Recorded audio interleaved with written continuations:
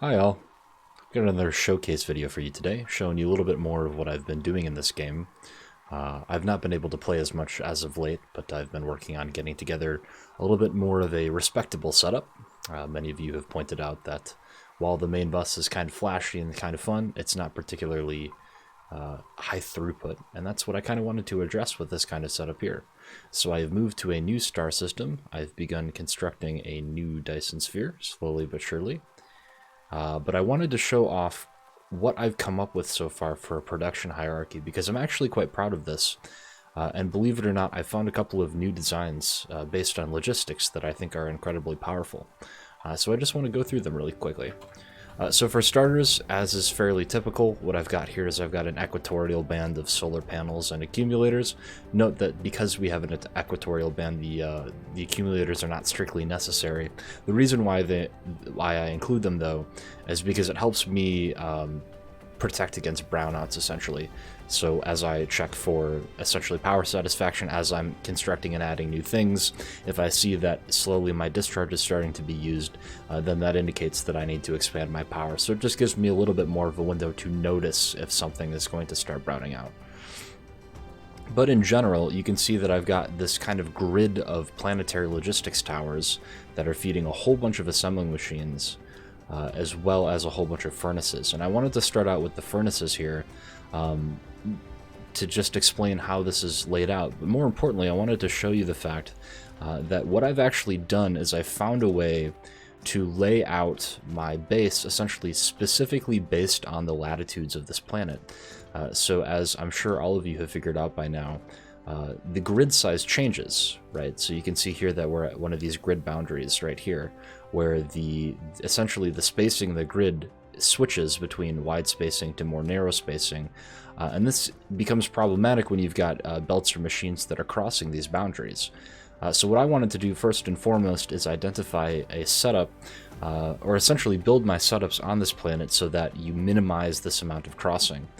So what I've actually done here is sort of at the top of the planet. This is more temporary infrastructure here. Basically, I'm bringing rocket parts over from a different planet, so I've got just 2 launchers here fed from a chest that I'm just periodically putting more parts in, because I'm working on getting production of that automated on this new planet. But you can see that I've got 4 interstellar logistics towers, and these are grabbing a lot of the resources that I'm getting from either off-planet or from another system. So iron, fire, ice, titanium, water, fractal silicon, crude oil, sulfuric acid, all that good stuff. The things that I can't find on this planet here.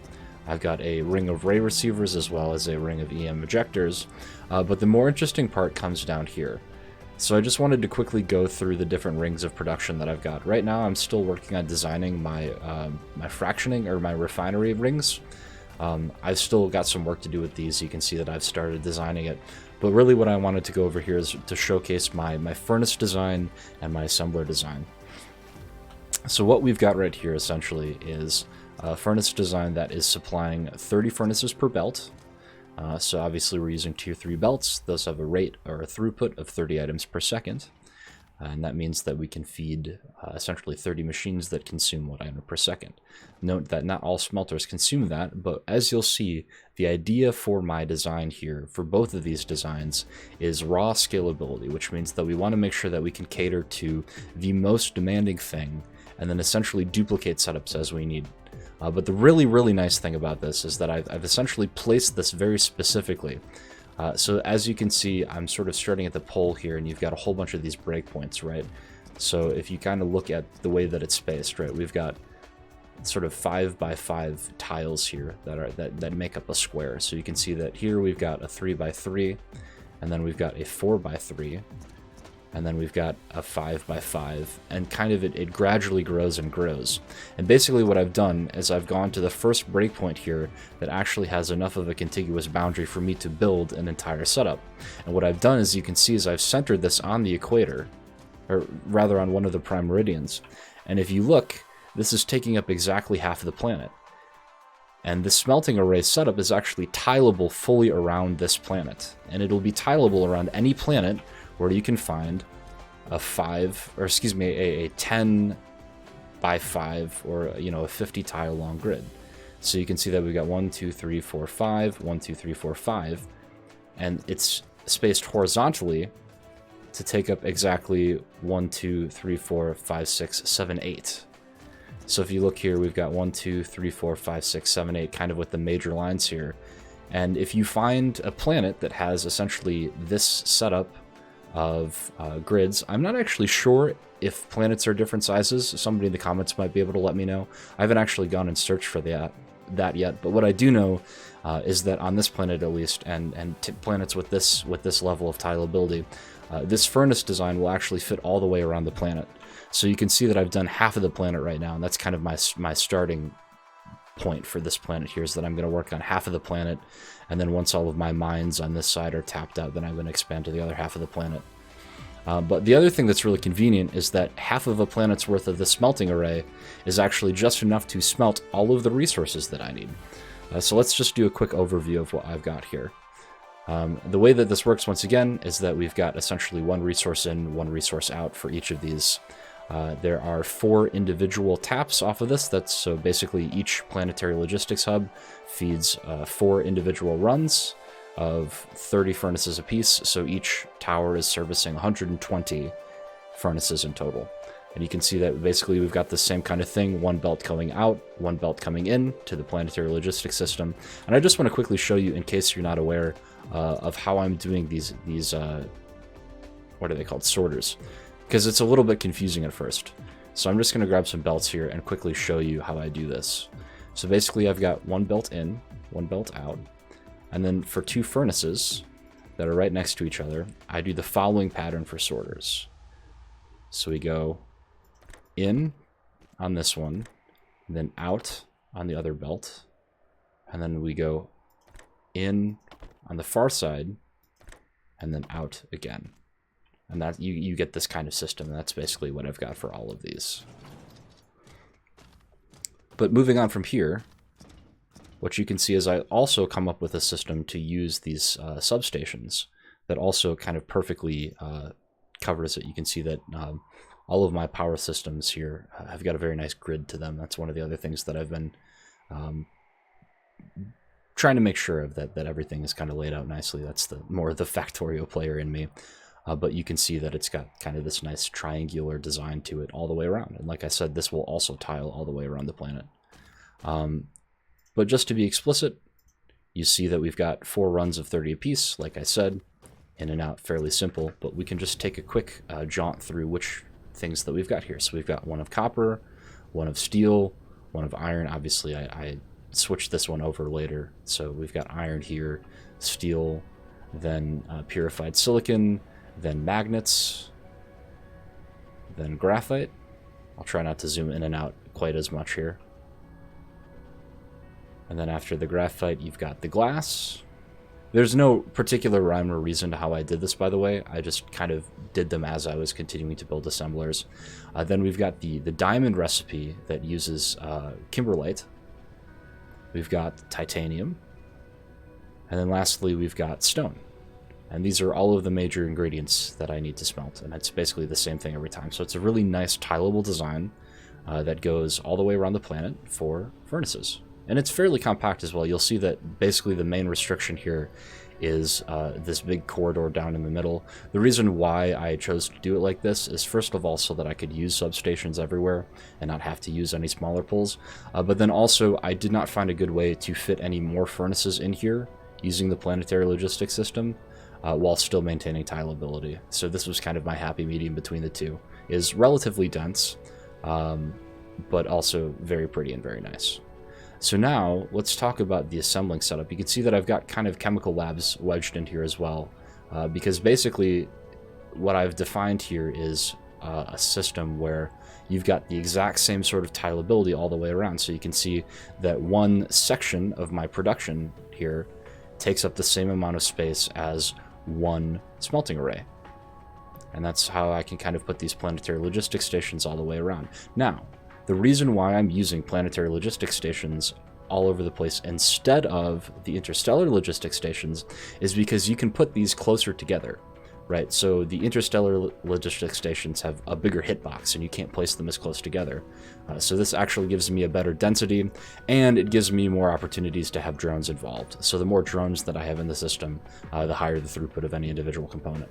So what you see here is that we've got essentially a row of 10 of tier 3 assembling machines, and it fits perfectly with 2 tiles on either side, which is enough to get all 3 connections in or out as you please. So the way that I've done this is essentially I put these here. Let's see if I can show you the grid here. Basically, I've staggered these with every 3. So you start from the bottom here, you go in the middle, then on the line, then on the middle, then on the line, and then in the middle. And this actually gives you a perfect amount of space with this equatorial power band to fit exactly 5 of these. So like I said, the theme here is that I'm trying to be as pretty and tileable as possible with this design. But the important thing about this, right, is that the reason why there are 10 machines and that it's organized the way that it is because, once again, this is supposed to cater to the most demanding setup. So the most demanding setup that you have is an ingredient that and circuits are a great example of this. They craft at 1 per second, and they require 2 of a single input resource. So this is essentially the most demanding machine here because you've got the highest throughput of both the inputs and the outputs. So if we do the math really fast here, we require 2 iron per second times a speed of 1.5 for the machine 3s by themselves. You can see here that it's got a production speed of 1.5. So what that actually means is that we're consuming 3 iron per second. And because we've got 10 of them in this row, that means that we're going to be consuming exactly 30 per second, or 1 full tier 3 belt worth of resources. So once again, this is the most constraining of all of the recipes in the game. All of the recipes in the game will either be equal to or less than this amount of usage. And the idea is, because it's so nice and dense, instead of having to worry about ratios or feeding multiple things, you just build more of these, right? You've got a whole planet's worth of ability to do this, and you can do it on both sides of the planets, right? You can do it on this side of the equator and this side of the equator. So you've got plenty of room for these assembling machines. And once again, basically what you'll see that I've done is pretty much every tower is feeding 2 rows. It's feeding 1 row and the one below it. And each one of these has the ability to fit 9 of these individual runs. So what I generally like to do is 2, 2, 2, 2, 2, and then 1 of the extra ones. If I want to change up the ratios a little bit, get more production of something. What you'll see is that I've wedged an extra normal engine one in here, even though I've got some more over here. So I've kind of distributed it. And one of the things that I really like about this system is that as you go on, I've not done any strict ratioing with any of these builds. I've kind of just placed them down and used them as I need them.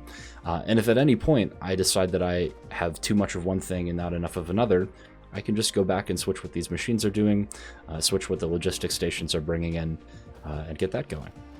So you can see that I've kind of got this set up all the way down here. I have a nice grid of these power poles where I can. Put this in the middle as well. And essentially you've got more or less inputs coming from the right side and outputs going to the left side. The way that I do this is so that I can essentially try and get the maximum utilization of all of these towers. So pretty much every single tower has got all 3 of its inputs and or outputs used. And sometimes that means that you have to, get inputs from one side instead of the other, etc. But for pretty much all of the topologies that you would want to do, this kind of fits the bill. I've been able to do everything so far, including putting some chemical plants in the middle here. You can see that they're not actively running because I'm out of fire ice, because I have neglected to put more warpers in there, because I'm still working on automating the production of those. But you can see that I've kind of got sort of a buildup. I'm sort of intending for this to be a research planet. So basically, if you look at what I've done here, I started from right and I'm going towards the left. And I'm kind of just slowly going through each of these matrices and seeing what I need to build them. So you can see that I've sort of got the processors here. Then I'm working on all of the crystal stuff. We got a big graphene area here as well. These 2 are plastic. These 3 are carbon nanotubes, prisms, exciters, all that kind of stuff. And here you can see that this whole, you can see we've got some more Casimir crystals coming in. Basically, this whole setup is just to make the quantum chips, right? You start with the titanium glass up here, and then you've got the plane interfaces, the Casimir crystals, and then the quantum chips right in the middle. So as I continue going over, I'm going to continue expanding this. But once again, really nice tileable setup. that can show that essentially permits you to make anything with this setup. The only thing that you really can't make are things that take 4 or more inputs, because then you just kind of run out of belt space. And once again, you'd be hard-pressed to find that number of inputs with this kinds of density. Like I said, everything so far that I found has been able to fit this really nicely. You can do 5 chemical plants or 10 assemblers. And that's kind of the theory behind this. So let me know in the comments if you are interested in seeing a more specific buildup of this. I can do another video as a standalone tutorial of how I would actually go about setting this up on a planet. Maybe we start on the other side of this planet, or we go to a new one and I just kind of show you how specifically you would go about laying this out. There are some other additions that I'm working on to try and figure out. For example, I figured out how to do sort of a line of refineries here that extends pretty much all the way to around a quarter of the planet, and I'm starting to come up with some logic here to also turn this into doing some deuterium processing. Then I've got sort of another ring up here in between the railguns and the refineries where I'm doing the machine production. So this is where I've got these interstellar logistics stations sort of grabbing the like things to make all of these buildings and stuff like that. You can see here I've got the thing that's making my tier 3 belts. Very conveniently, tier 3 belts require exactly 5 things to make, so you can just do kind of a nice little setup like this. I tried to sort of balance it in the middle here.